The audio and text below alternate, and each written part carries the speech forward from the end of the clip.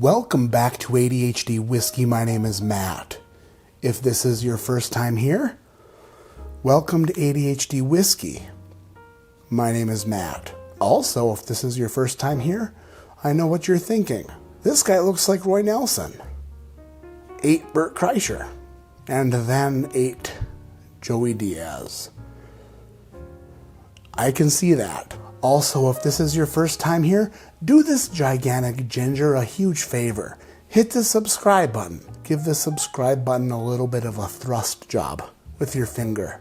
I received a knock on my door today, and I was like, the mother is that. So I wiggled my way to the door, and I was like, what's happening here? I opened the door, and there lay a box right in front of my feet. And I was like, is today the day? Is today the day that I finally get my Brendan Schaub Reebok fight kit? Turns out today was not that day. Looks like I'll have to call again tomorrow to check on that. Instead, when I opened the box, lay a brand new whiskey for me to pour, swirl, smell, taste, and score. Today, we're doing a big round breakdown of Brendan Schaub's brand new whiskey, THICCC. Before I go any further at all, I need to thank Ed from the Rot Gut Review on YouTube for loaning me this bottle for this review. If you're watching this and you're not subscribed at the Rot Gut Review on YouTube, then go over to the Rot Gut Review and show him some love. This whiskey is what I would consider to be unreleased. Apparently, this should have been released already, but Brendan is running into a bit of a problem with his distributor. That problem being his distributor is failing to distribute. What I can say from personal experience is the best distributor so far of THICCC whiskey is Ed from the Rot Gut Review, because he distributed one to me. A harmonious blend of American straight bourbon whiskey and Japanese whiskey, finished in a Misonara barrel, 48% alcohol by volume,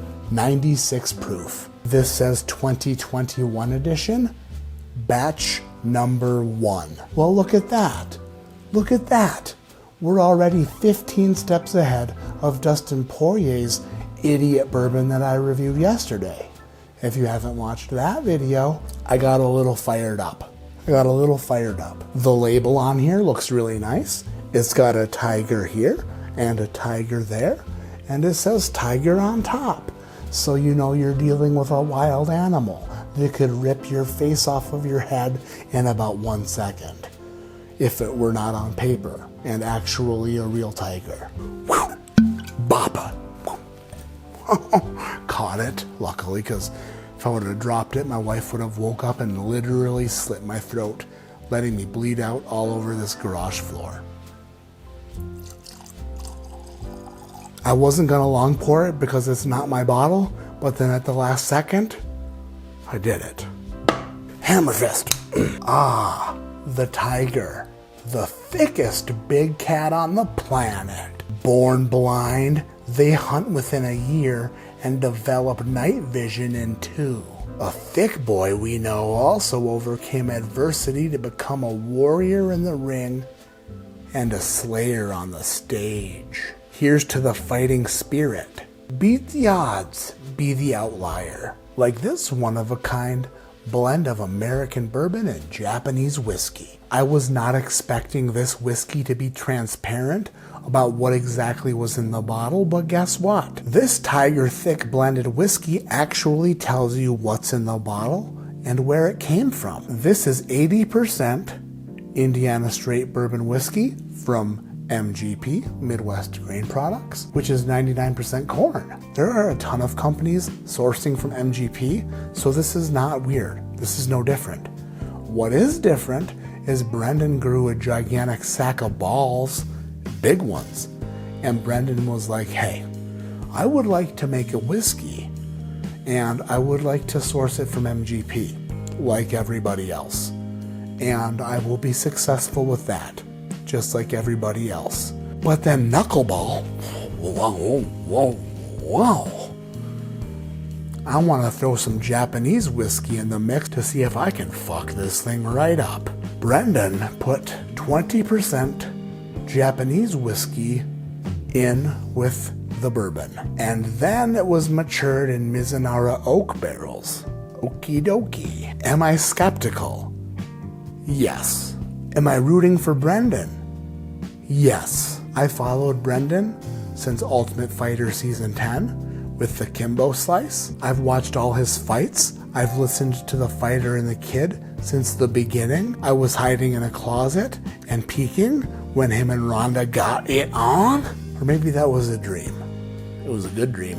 It was a good dream. I've been a long-time listener.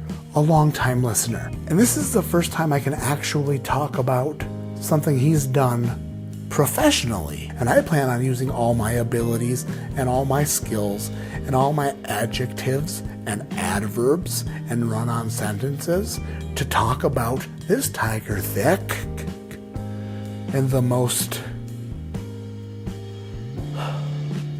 probably in a dumb way. Before I put this bottle down, it's important to note that the label is very sharp looking, especially on this, like, I don't know, it's like, what the heck color is the glass is the color of blood, and it looks super sharp with this label. Typically, I'm not a fan of colored glass with whiskey because you can't see the color of the whiskey in the bottle.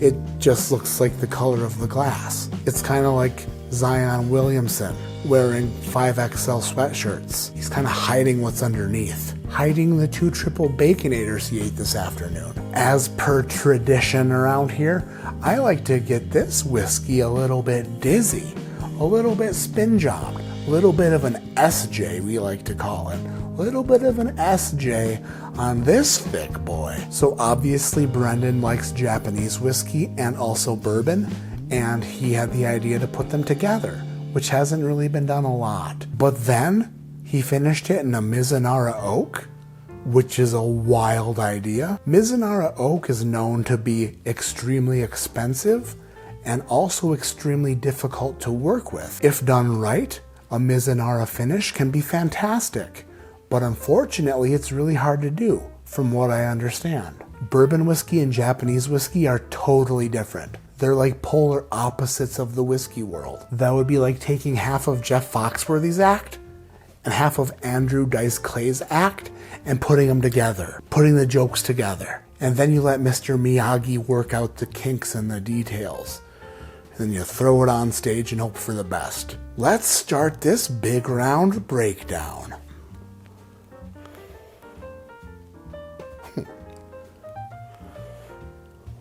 The heck is that?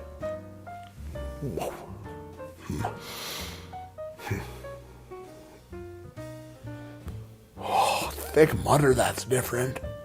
Let me go ahead and say this. Have I smelled and tasted a lot of whiskeys in my day? Yeah. Am I the world's top whiskey taster? Yeah. Have I ever smelled anything quite like this before? I'm in a weird situation here where the smell of this whiskey is either really good or god-awful, and I can't figure it out. It's riding a love and hate tightrope. I'm trying to wrap my head around what I'm smelling. When you first smell it, the smell of MGP bourbon is very apparent. The cordial cherry and chocolate from the MGP bourbon hits first, and you're like, oh, smells kind of friggin' good, kind of like that. And that's where it gets a little bit funky, a little bit of a funk job. The bourbon note gets a little bit musty. The bourbon starts to smell a little bit like a scary basement. The nose is so strange because it's so familiar and then not familiar at all like a half a second later. It's kind of like driving with your glasses off. You drive with your glasses on every single day, and then you get into your car, let's call it a new Ferrari, and you're all, it's just how we drive our Ferraris, am I right? Everything's going swimmingly, and then all of a sudden you're up on the sidewalk with a parking meter in your passenger seat. Everything seems so familiar. Parking meter came out of nowhere. Did not see that coming. It's a little bit citrusy, getting some orange zest. There's a little bit of new leather on here, like a pair of driving gloves. Daddy's got a nose on her. If you made a fresh fruit smoothie, a little bit of a Jamba Job, and you poured it into like a plastic shaker cup, and it sat on your hot car all day, and then you drove home, and then the next day you drove to work, and you were like, oh, I forgot to bring my shaker cup in last night, but I've got my coffee here and I need the cup holder. So you take the hot, one-day-old shaker cup fruit smoothie, and you're like, throw it in the back for now. And then 6 months later, you find that fruit smoothie cup underneath your driver's seat. You crack the seal, pop the top. That's what that smells like. Hot plastic fermented fruit.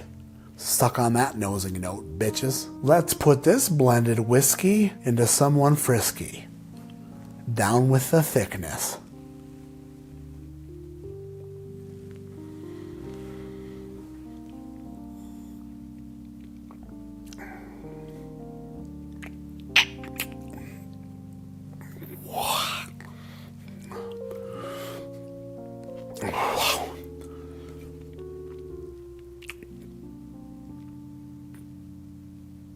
It's different. Wow. That puckered all my places. That bitch just did the funky monkey in my mouth. That was an experience on the first sip. I don't know whether or not I liked that, but here's the good news. I'm actually looking forward to the second sip. Sip number 2, down the hatcheroo.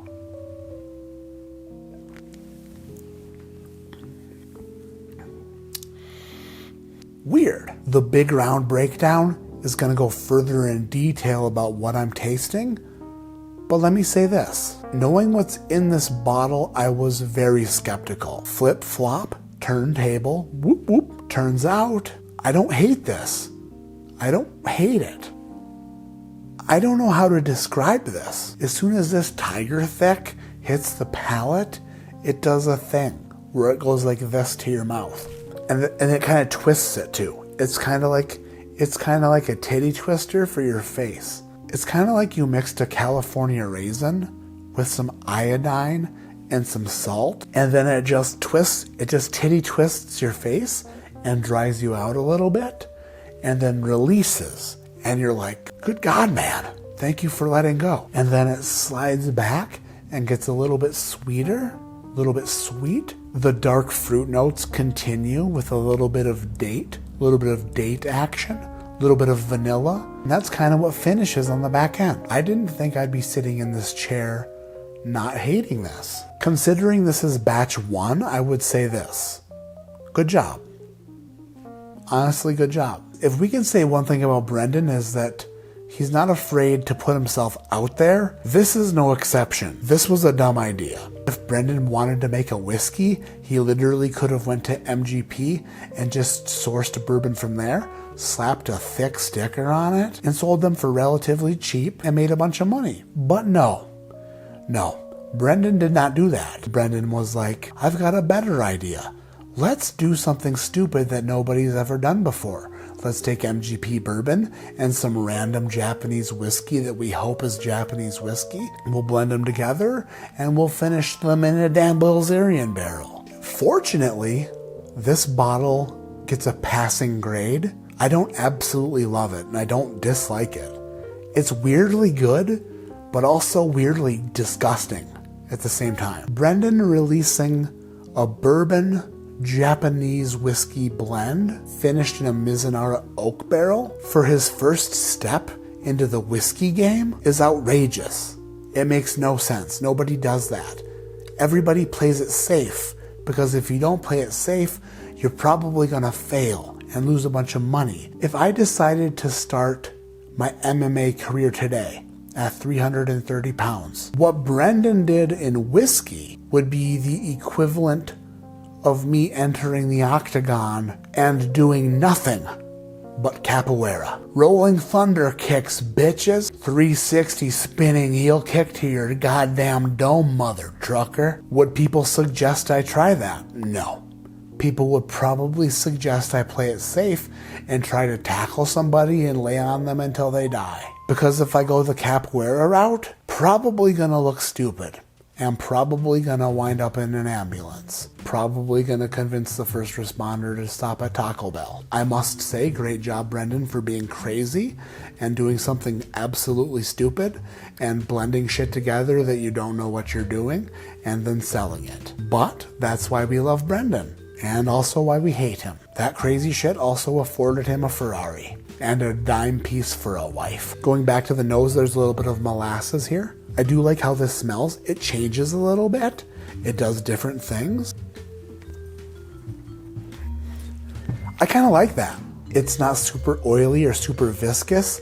It coats the mouth okay. The finish is medium. It lingers around for a little bit and then kind of falls off. Gonna be honest, the burps from this whiskey are what some anthropologists would consider to be weird. I was worried that Tiger Thick would be to whiskey as Tom Segura is to dunking a basketball. I was expecting a disaster, but turns out I actually like it. It's good. All right, Bappa. Pleasantly surprised is what I would call my experience with Tiger Thick. Do I love this? No, I don't love it. Do I like it? Yeah, I kind of like it in a weird way. I enjoyed it because it's so weird. The price is higher than I would like it to be. Is this $80 whiskey? No, I would not say it is. But it's just funky enough and different enough and unique enough and thick enough that I think that I will pick up a bottle when it becomes available to my area. Tonight, ADHD Whiskey, the 2020 world's top whiskey taster. Basically the Kelly Clarkson of bourbon. Gives Tiger, the hybrid thick, a score of 7.1. 7.1, which is good. That's a good score. It's funky and different. Not everybody is going to like this. Not everybody is going to agree with me and like it.